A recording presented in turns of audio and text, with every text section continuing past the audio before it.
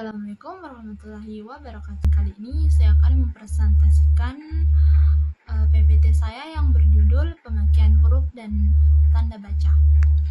Bab 1 Pendahuluan. Latar belakang pemakaian huruf dan tanda baca berkaitan erat dengan kebutuhan untuk menyampaikan informasi jelas, sistematis, dan efektif dalam komunikasi tertulis. Rumusan masalah. 1. Pemahaman kaidah, masalah penerapan dan kesalahan umum, dan masalah dampak. Pemakaian huruf dan tanda baca dalam penulisan bahasa Indonesia yang mencakup aspek pemahaman, penerapan, dan dampaknya.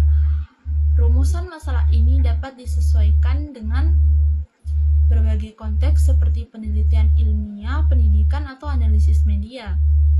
Tujuan kebahasaan: menciptakan kejelasan makna, menyempurnakan tata bahasa, membantu intonasi pembaca.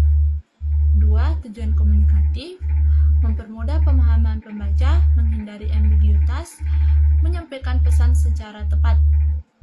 3. Pragmatis: meningkatkan kredibilitas penulis, membuat tulisan lebih terorganisasi, dan terjadi alat penyaring bahasa asing. Bab 2 Pembahasan pemakaian huruf. 1. Jenis-jenis huruf. Huruf abjad terdiri di atas 26 huruf A dari sampai Z. Huruf konsongan melambangkan konsongan terdiri atas huruf selain vokal. Difton gabungan dua huruf vokal yang melambangkan satu bunyi. Yang terakhir gabungan konsongan gabungan dua huruf konsongan yang melambangkan satu bunyi. Penggunaan huruf H kapital besar itu ada di awal kalimat, petikan langsung, unsur nama orang, nama agama, unsur nama gelar, nama bangsa, nama tahun, nama geografi, semua kata. 3. Penggunaan huruf miring, menuliskan judul buku, nama majalah atau surat kabar yang dikutip dalam tulisan. Menegaskan atau mengkhususkan huruf, bagian kata, atau kelompok kata. Menuliskan kata atau ungkapan dalam bahasa daerah atau bahasa asing. Penggunaan huruf tebal, menegaskan bagian tulisan yang ditulis miring, menulis judul bab atau daftar dalam kamus ensiklopedia. B. Pemakaian tanda baca dalam bahasa Indonesia. Tanda titik dipakai pada akhir kalimat pernyataan, dipakai di belakang angka atau huruf suatu bagan, ikhtisar, atau daftar. Dipakai untuk memisahkan angka jam, menit, dan detik yang menunjukkan waktu atau jangka waktu. Dipakai pada singkatan nama orang dan singkatan gelar. Tanda koma dipakai di antara unsur-unsur dalam perincian atau pembilangan. Dipakai sebelum kata penghubung.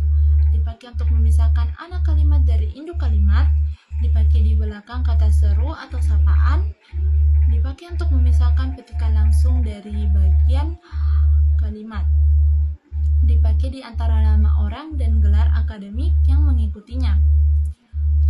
Tanda titik koma dipakai sebagai pengganti kata penghubung untuk memisahkan kalimat setara yang satu dari kalimat setara yang lain dalam kalimat majemuk.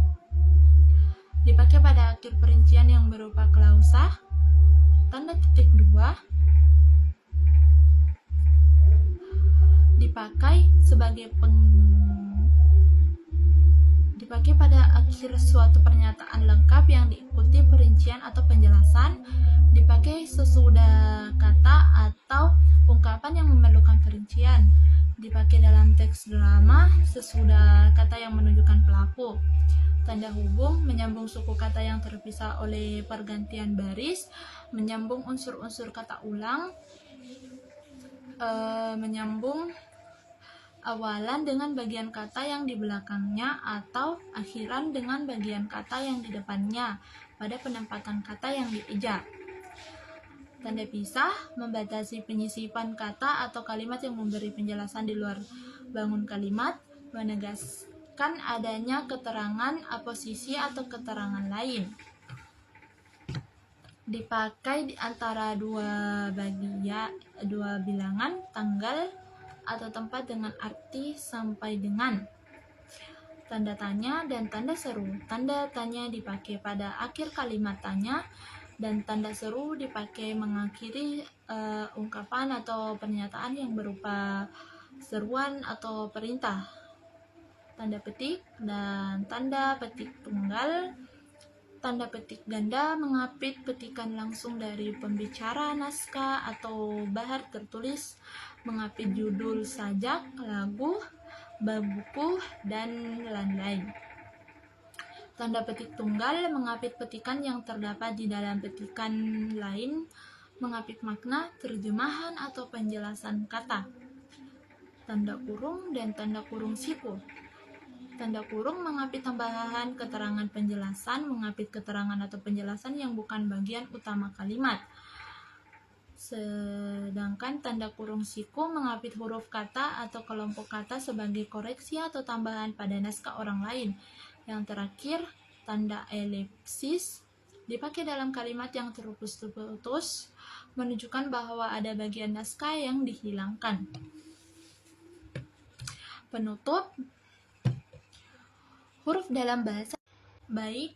Bab 4 penutup. Huruf dalam bahasa Indonesia terdiri dari huruf vokal A, E, I, O, U dan huruf konsonan seperti A, B, C, D, F, dan G, dan lain-lain. Huruf kapital digunakan sebagai huruf pertama pada awal kalimat, nama orang, nama tempat, dan kata khusus lainnya sesuai aturan ejaan yang berlaku. Kesimpulan, tanda baca berfungsi penting untuk menjaga keefektifan komunikasi tertulis. Setiap tanda memiliki aturan penggunaan dan fungsi yang berbeda. Misalnya, titik untuk mengakhiri kalimat, koma untuk memisah bagian kalimat, tanda tanya untuk kalimat tanya, dan tanda seru untuk kalimat seruan. Penggunaan tanda baca yang tidak tepat dapat menyebabkan kebingungan dan mengganggu kelancaran komunikasi.